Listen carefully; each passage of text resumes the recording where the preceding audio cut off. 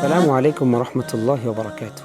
إن الحمد لله والصلاة والسلام على رسول الله وبعد. أعوذ بالله من الشيطان الرجيم. بسم الله الرحمن الرحيم. ولقد كرمنا بني آدم وحملناهم في البر والبحر إلى آخر الآية. صدق الله العظيم. সুপ্রিয় দর্শক, কাছে কিংবা দূরে, দেশে কিংবা দেশের বাইরে, শহরে কিংবা গ্রামে, বিশ্বজুড়ে যেখান থেকেই আপনাদের প্রিয় চ্যানেল দীপ্তি টেলিভিশনের পর্দায় পলিকেবলস নিবেদিত Subhe Sadiq powered by beacon pharmaceuticals limited, sponsor by Islami bank Bangladesh PLC, আপনারা যারা দেখছেন আপনাদের সবাইকে সুস্বাগতম। সুপ্রিয় দর্শক, আপনারা জেনে থাকেন আমরা আমাদের প্রত্যেক দিন রমাদানের এই শুভক্ষণে জীবন ঘনিষ্ঠ একটি বিষয় নিয়ে আলোচনা করে থাকি। আজকেও তার ব্যতিক্রম ঘটবে না ইনশাআল্লাহ।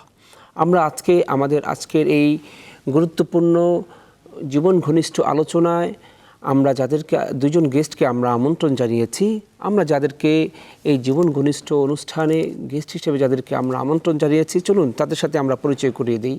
প্রথমে যিনি আছেন ডক্টর তাহা বিন জহুরুল ইসলাম, সহকারী রেজিস্ট্রার, রাজশাহী বিশ্ববিদ্যালয়। আসসালামু আলাইকুম ওয়া রাহমাতুল্লাহ। ওয়ালাইকুম আসসালাম ওয়া রাহমাতুল্লাহি ওয়া বারাকাতুহু। স্যার, আপনাকে সুস্বাগতম। আরেকজন যিনি আছেন বিজ্ঞ ইসলামিক স্কলার্স মুফতি আব্দুল কুদ্দুস সিদ্দিকী, খতিব বড়বাড়ি শাহী জামে মসজিদ। আসসালামু আলাইকুম ওয়া রাহমাতুল্লাহ।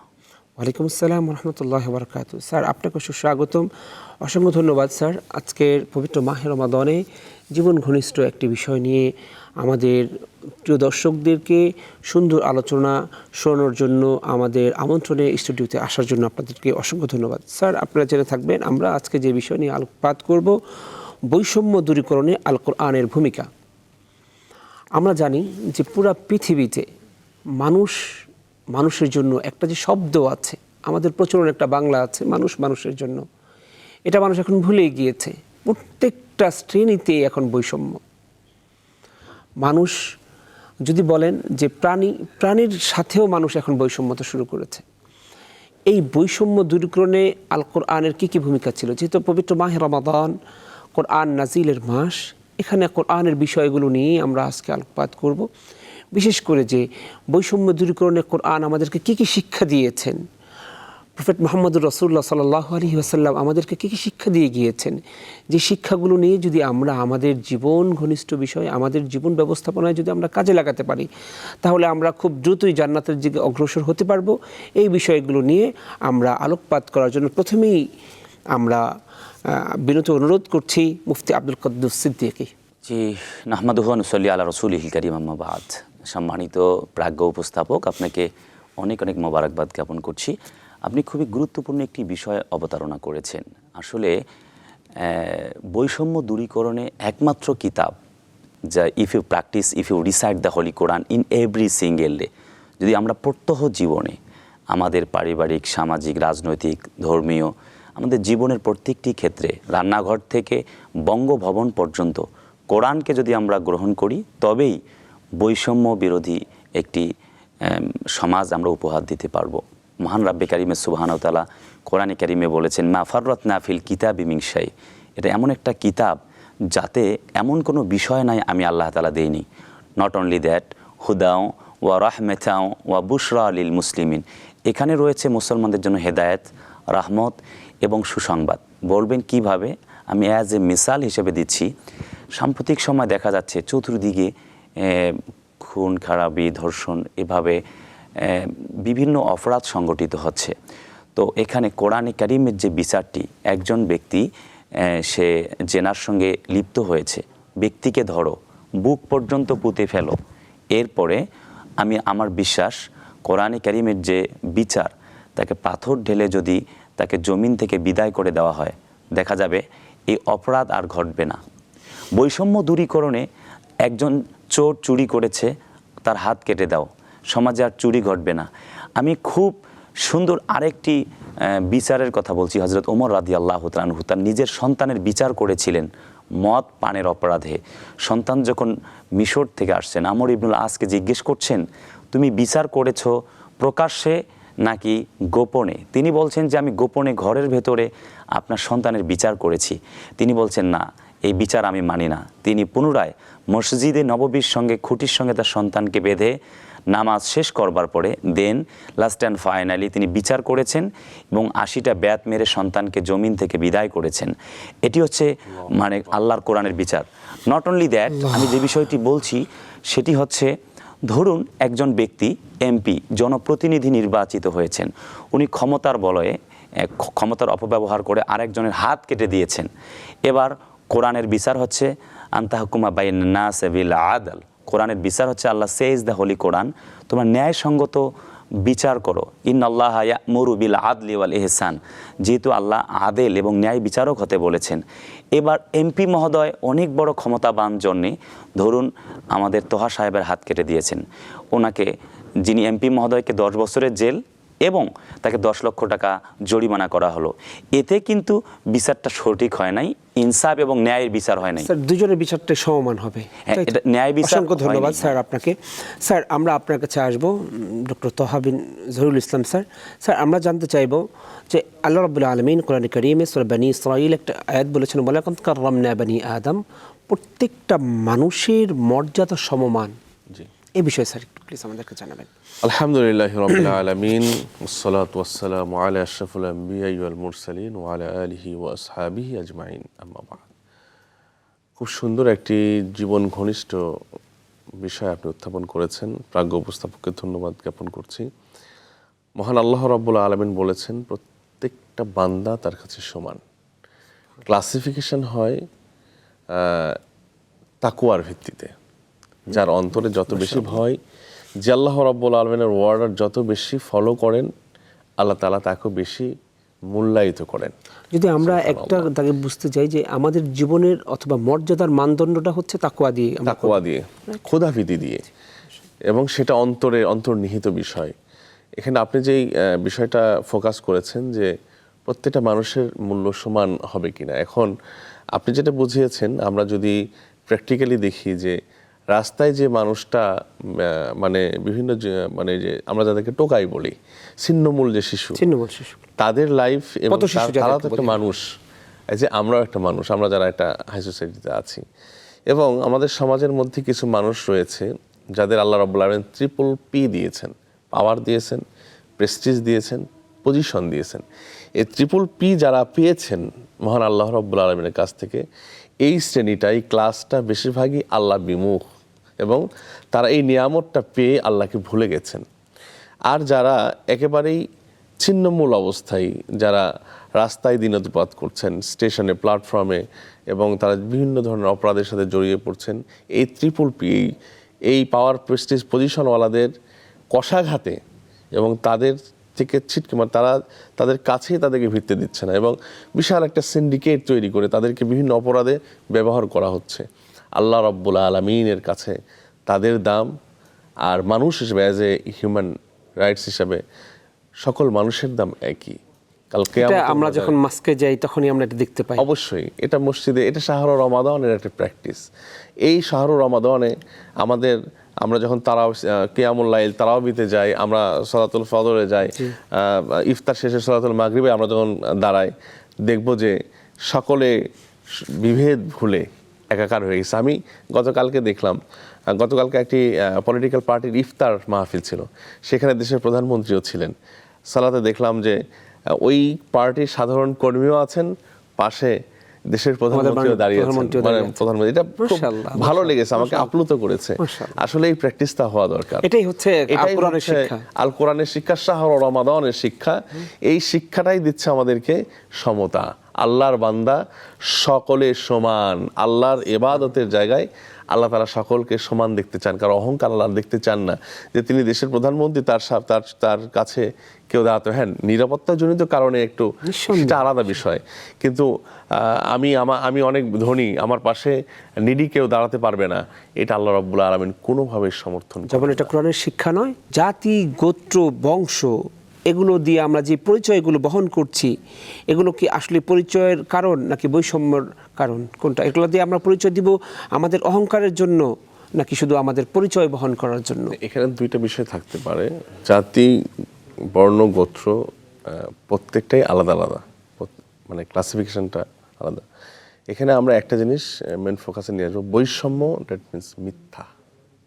বৈষম্যের সাথে তাহলে আমরা যোগ করবো মিথ্যা। মানে বৈষম্যটাই হচ্ছে মিথ্যা একটা জিনিস, right. একটা মানে একটা মিথ্যা, মানে কি বলবো এটাকে, ছায়া, যেটা আমাদেরকে সত্য থেকে আলাদা করে। আপনি মানে আমরা যোগ্য। যদি বলি একটা ব্ল্যাক ম্যাজিক। অবশ্যই আপনি আপনি আপনি যোগ্য, কিন্তু বৈষম্য দ্বারা আপনাকে অযোগ্য বানানো হচ্ছে, মানে মিথ্যা বানানো হচ্ছে।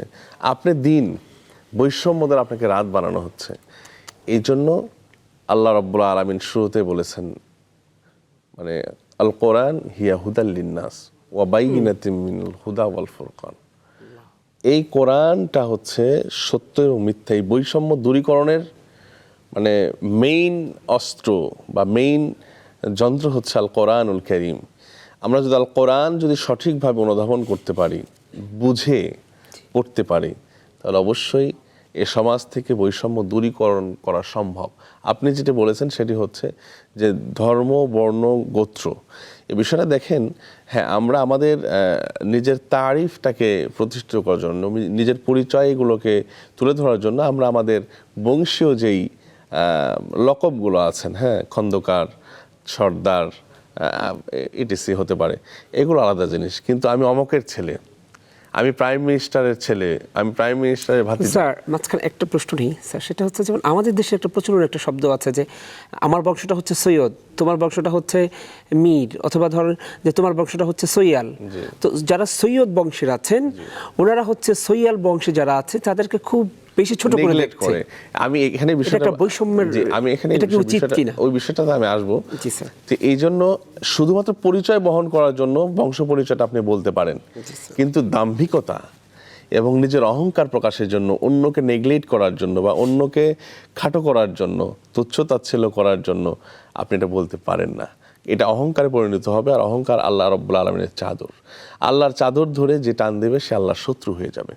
এই জন্য আমরা যারা অহংকার করে নিজের দাম্ভিকতাকে স্টাবলিশ করার জন্য আমরা যারা এই পরিচয়গুলোকে পরম্পরায় ব্যবহার করব, মনে রাখবেন অবশ্যই কাল কিয়ামতের ময়দানে মাহশারে আপনি ক্ষতিগ্রস্তদের কাতারে দাঁড়াবেন, মিনাল খাসিরিন, আপনি ক্ষতিগ্রস্ত হবেন। আল্লাহ আমাদেরকে হেফাজত করুন। এই জন্য আমাদের উচিত হবে নিজেদেরকে অন্যের সামনে মাটি করে দেওয়া, মিশিয়ে দেওয়া। যে যত নিজেকে মিশিয়ে ফেলতে পারবে আল্লাহ রাব্বুল আলামিন তাকে তত বেশি বড় করে দিবেন। সুবহানাল্লাহ। এই জন্য আমরা আমাদেরকে তাকওয়ার ভিত্তিতে গড়ে তোলার চেষ্টা করব, বংশের ভিত্তিতে নয়, অর্থের ভিত্তিতে নয়, ইকোনমিক্যাল সাইড দেখে নয়, পাওয়ার, প্রেস্টিজ, পজিশন দেখে নয়। আমরা আমাদের নিজেদেরকে বিল্ড করব তাকওয়ার ভিত্তিতে ইনশাআল্লাহ বিইজনিল্লাহ। আল্লাহ আমাদেরকে তৌফিক দান করুন। আমিন আল্লাহুম্মা আমিন। স্যার আমরা আপনার কাছে চলে যাব। আমরা একটা বিষয় জানতে চাই, সেটা হচ্ছে আমাদের বাংলাদেশে বলেন অথবা বৈশ্বিক, আপনি যে কোনো জায়গায় বলেন, যে বর্তমান পৃথিবীতে সবচেয়ে বড় একটা জিনিস সেটা হচ্ছে বর্ণ দিয়ে মানুষ মানুষকে নির্ধারণ করছে। জি, তারপরে হচ্ছে মানুষ মানুষের কালারগুলো নিয়ে যেইভাবে তুচ্ছ-তাচ্ছিল্য করছে। আপনি যদি মানে পৃথিবীর একদম যারা সবচাইতে বেশি এখন সবচাইতে বেশি তারা নিজেদেরকে আপনার মানে স্বজাতি, অথবা যদি বলেন যে তারা তাদেরকে সবচাইতে সুষম জাতি বলে, এক কথায় যদি বলেন যে তারা সবচাইতে সভ্য জাতি বলে যাদেরকে, কিন্তু তাদের ওখানে যে বর্ণ নিয়ে যে সমস্ত বৈষম্য তৈরি হচ্ছে, এগুলোকে আসলে আমাদের কোরআনের শিক্ষা কিনা, এবং এই বিষয়ে আমাদের আল কোরআনুল কারীম কি বলছে? দেখুন, কোরআনে কারীম বলছে লাকুম দীনুকুম ওয়ালিয়া দিন। ধর্ম যার যার সেভাবে সে তার ধর্ম পালন করবে। অর্থাৎ আমরা ইসলাম, দ্যাট মিন্স আমাদের ধর্ম ইসলাম, আমরা মুসলিম, আমরা আমাদের ধর্ম পালন করব। হিন্দু, বৌদ্ধ, খ্রিস্টিয়ান তারা তাদের ধর্ম পালন করবে, এমনটি কিন্তু সূরাতুল কাফিরুনে আল্লাহ তাআলা বলে দিয়েছেন। Not only that, Allah says the holy Quran ওয়াতাম্মাত কালিমাতু রব্বিকা সিদকাম ওয়া আদলা। আর কোরআনটা এটি একটি বৈষম্যহীন কিতাব। আপনি যেমনটা আমাদের শায়েখ বলছিলেন যে আমাদের জাতি, ধর্ম, বর্ণ নির্বিশেষে আমাদেরকে তাকওয়ার ভিত্তিতে কোরআন পরিচালনা করবার জন্য দিক নির্দেশনা দেয়। তো আসলে আপনি যেটি বলবার চেয়েছেন যে আমরা বর্ণ দেখে নয়, আমরা মূলত আত্তাকওয়া হাহুনা, রাসূল আকরাম সাল্লাল্লাহু আলাইহি ওয়াসাল্লাম মর্যাদা তাকে আদিষ্ট করেছেন কোনো ব্যক্তিকে তার তাকওয়া দেখে। আর তাকওয়া কিন্তু আসলে হচ্ছে অন্তরের ব্যাপার। মহান আল্লাহ সুবহানাহু ওয়া তাআলা বলেছেন হাক্কা তুকাতিহি ওয়া লা তামুতুন্না ইল্লা ওয়া আনতুম মুসলিমুন। তোমরা আল্লাহকে ভয় করো যেভাবে ভয় করবার প্রয়োজন, খবরদার তোমরা মুসলিম না হয়ে কবরে আসিও না। তো এই যে আমাদের দৈনন্দিন চলার ক্ষেত্রে ধর্ম, বর্ণ, জাতি, ধর্ম নির্বিশেষে আমরা একসাথে চলাচল করছি। আমাদের মাঝে যদি আমরা বিভেদ করি তাহলে আমরা কিন্তু ইসলামের বাহিরে চলে গেলাম। আর আফা গায়রা দীনিল্লাহ, যে ব্যক্তি দিনের বাহিরে চলে যায় তার ব্যাপারে বলা হয়েছে যে ওমাইয়াবতাগি গায়রাল ইসলামি দীনান ফালা ইউকবালা মিনহু। Islam is not a name, it is the way of life. Islam একটি পথ এবং পদ্ধতি, কিভাবে মানুষ চলবে। শায়েখ বলছিলেন যে বাইয়িনাতি মিনাল হুদা ওয়াল ফুরকান, এই কোরআনটা আসছে সত্য মিথ্যার পার্থক্য নির্ণয় করে, বৈষম্য দূরীভূত করে, অর্থাৎ জাতি, ধর্ম, বর্ণ নির্বিশেষে বৈষম্য দূরীভূত করে আমাদের সকলকে মিলেমিশে মুআমালাত, মুআশারাত, চলায় ফেরায়, উঠায় বসায়, রাজনীতিতে, অর্থনীতিতে, সমাজনীতিতে, জীবনের সকল ক্ষেত্রে আমরা একসাথে চলি। রাসূল আকরাম সাল্লাল্লাহু আলাইহি ওয়াসাল্লাম একবার মসজিদে নববীতে বক্তব্য পেশ করছেন। একজন ব্যক্তি ইহুদির লাশ চলে যাচ্ছে, ওয়ালাকাদ কাররামনা বানি আদম, তিনি দাঁড়িয়ে গেলেন। সকলে জিজ্ঞেস করলেন, ইয়া রাসূলুল্লাহ, আপনি একজন ইহুদির লাশ দেখে দাঁড়িয়ে গেলেন। তিনি বললেন যে কাররামনা বানি আদম, আমি তো বনি আদম সন্তানের জন্য দাঁড়িয়ে গিয়েছি। এই যে আমি বৈষম্যহীন যে কোরআন, এটার কথা বলতে গিয়ে একটি এক্সাম্পল পেশ করছিলাম, সেটিকে আমি রিপ্লাই করে বলছি যে একজন এমপি ধরুন আমাদের শায়েখ তোহা সাহেবের হাত কেটেছেন, বিনিময়ে 10 লাখ টাকা 10 বছরের জেল দেওয়া হয়েছে। এটাতে কিন্তু ন্যায় এবং মানে বৈষম্যহীন কোরআনের বিচার হয়নি। হবে কিভাবে? যে উনি যেমন ওনার হাত কাটছে, ওয়াসিন্না বিসসিন্নি ওয়াল ইয়াদা বিল ইয়াদি ওয়াল আইনা বিল আইনি ওয়াল কাতলা বিল কাতলি, অর্থাৎ তিনি যেমন তার হাত কেটেছেন, তার এমপি সাহেবেরও হাত কেটে দুটি হাত দুই পাল্লায় যদি দাড়ি পাল্লায় তুলে দেওয়া হয়, দেখবেন বিচার সমান হয়েছে এবং এখানে বৈষম্য দূরীভূত হয়েছে। আর এই শুধুমাত্র আমরা যদি বুঝতে চাই স্যার, তাহলে সম্পূর্ণ এটাই হচ্ছে আল কোরআনের শিক্ষা। এটি আল কোরআনের শিক্ষা এবং একমাত্র দিস ইজ দ্য বুক, এটা এমন একটি কিতাব, the original book in the world. গোটা পৃথিবীতে একটি মাত্র কিতাব বৈষম্য দূরীভূত করতে পারে, সেটি হচ্ছে কোরআন। যেমনটি আল্লাহ সুবহানাহু ওয়া তাআলা বলেছেন। স্যার আমরা একটু স্কিপ করবো স্যার, আপনার কাছে আমরা একদম লাস্ট একটা প্রশ্নে যাব স্যার। সেটা হচ্ছে এই বৈষম্য দূরীকরণে রাসূলুল্লাহ সাল্লাল্লাহু আলাইহি ওয়াসাল্লাম প্র্যাকটিক্যালি কী কী কাজ করে আমাদেরকে দেখিয়েছেন, শিখিয়েছেন?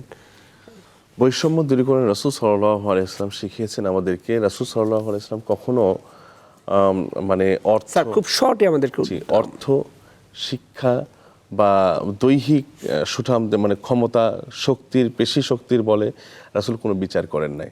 রাসূল সবসময় তাকওয়ার ভিত্তিতে নেতা নির্বাচন করেছেন, যোগ্যতার মূল্যায়ন করেছেন এবং রাসূল সাল্লাল্লাহু আলাইহি ওয়াসাল্লাম কখনো কোনো মানুষকে বৈষম্যর শিকার হতে দেন নাই। হযরত বেলাল রাদিয়াল্লাহু তাআলা আনহু সম্পর্কে সকল সাহাবারা রাসূলকে রিপোর্ট করেছেন, ইয়া রাসূলুল্লাহ তার উচ্চারণগুলো সঠিক হচ্ছে না, বা তিনি আমাদের মুয়াজ্জিন সো স্মার্ট হবে, আপনার রাষ্ট্রের মুয়াজ্জিন আরও সুন্দর হবে। রাসূল সাল্লাল্লাহু আলাইহি ওয়াসাল্লাম তাদের কোনো কথাই শোনেন নাই।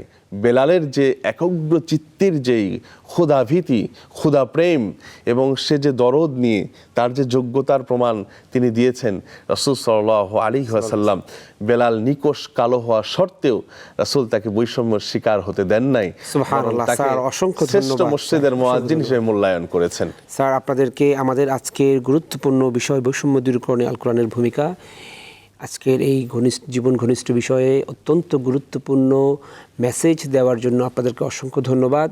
সময় স্বল্পতার কারণে আমরা আজকের আলোচনা এখানেই সমাপ্ত করতে হচ্ছে। সুপ্রিয় দর্শক, আপনারা দেখছিলেন আপনাদের প্রিয় চ্যানেল দীপ্তি টেলিভিশনের পর্দায় পলিকেবলস নিবেদিত Subhe Sadiq, powered by beacon pharmaceuticals limited, cosponsor by Islami bank Bangladesh PLC. আবারও দেখা হবে অন্য কোনো পর্বে। সে পর্যন্ত ভালো থাকুন, সুস্থ থাকুন, থাকুন নিরাপদে।